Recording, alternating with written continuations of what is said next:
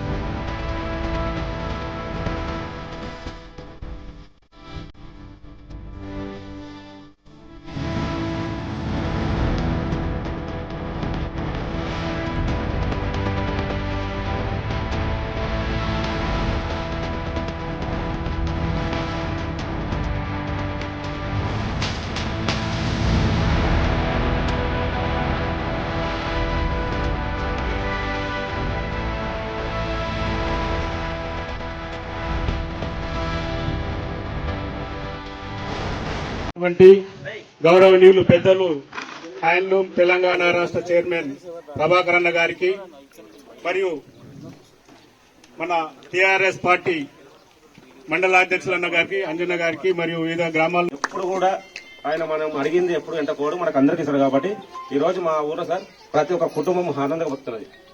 ప్రతి ఒక్కరు సంతోషంగా ఉన్నారు. చాలా మంది గొడవలలో కూడా బాధపడుతుంది.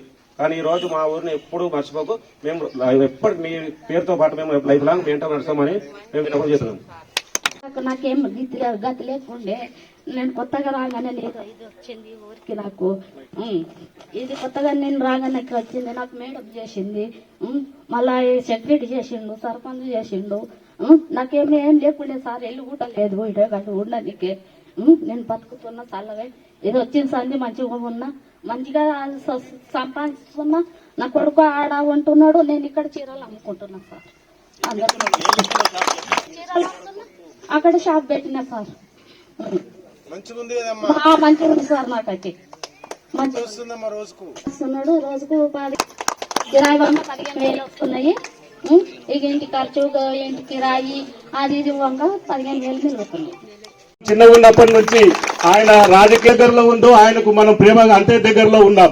అందుకే ఆ కాక్షతోటే మనకు మొట్టమొదటిగా ఎంతో ఇబ్బందులతో అయినా కానీ మనకు గ్రామ పంచాయతీ కాని స్టేజ్ లో ఉంటే కూడా కలెక్టర్ గారితో మినిస్టర్ గారితో చాలా సార్లు మన గ్రామ పంచాయతీ టీము ఇక్కడ ఉన్నటువంటి ప్రజాప్రతినిధులు చాలా మంది ప్రభాకర్ అన్న గారికి అప్పీల్ చేయడంతో మన గ్రామ పంచాయతీ కాని పక్షంలో కూడా దాన్ని ప్రాబ్లం సాల్వ్ చేసి మనకు గ్రామ పంచాయతీ సపరేట్ చేసినారు. అది గ్రామం తరఫున మనం కృతజ్ఞతలు తెలియజేయాల్సింది.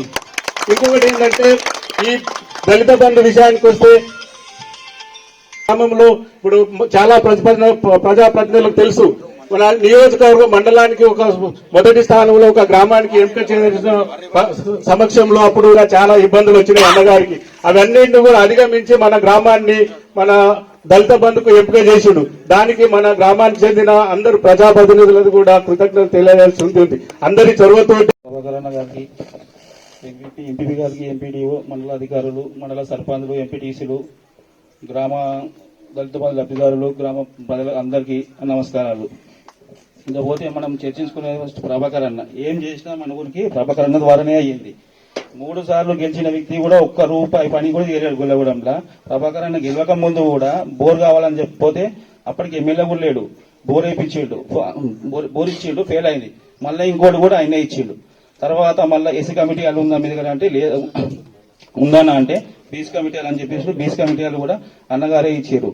ఇప్పుడు మన మల్లన్న గుడికి కళ్యాణ మండపం కావాలంటే అది కూడా అన్నగారే ఇచ్చారు. ఇప్పుడు స్కూల్ కూడా వచ్చిందనంటే ఇట్లా కలెక్టర్ సార్ హామీ ఇచ్చినా కూడా ప్రభాకర్ అన్న ద్వారానే అది ముందుకు సాగుతున్నది.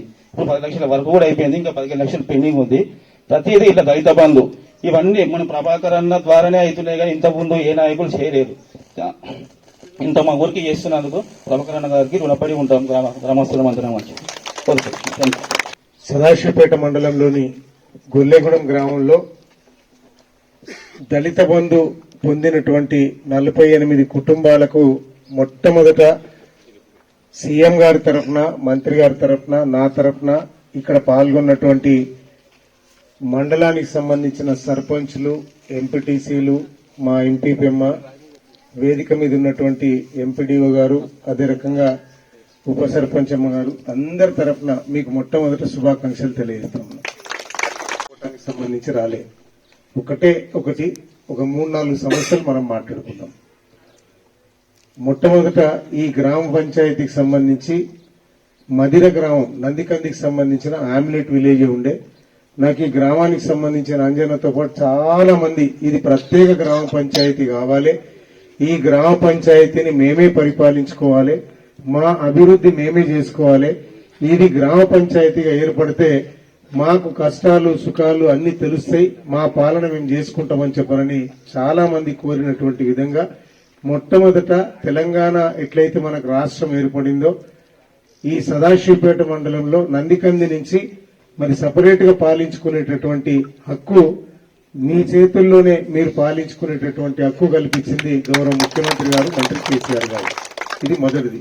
అంతకంటే ముందు గొల్లెగూడానికి సంబంధించి అయితే నాకు దగ్గర అనుబంధం. ఇక్కడ క్రికెట్ ఆడినా, లేకపోతే కబడ్డీ ఆడినా, లేకపోతే ఇంకేదైనా స్పోర్ట్స్ ఆడినా మన గొల్లెగూడెం సదాశివపేట దగ్గర అనుబంధం.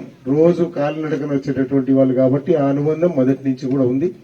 ఇందాక మా గోపాల్ గారు చెప్పినట్టు అదే అనుబంధంతో అట్లే కొనసాగుతా ఉన్నాం.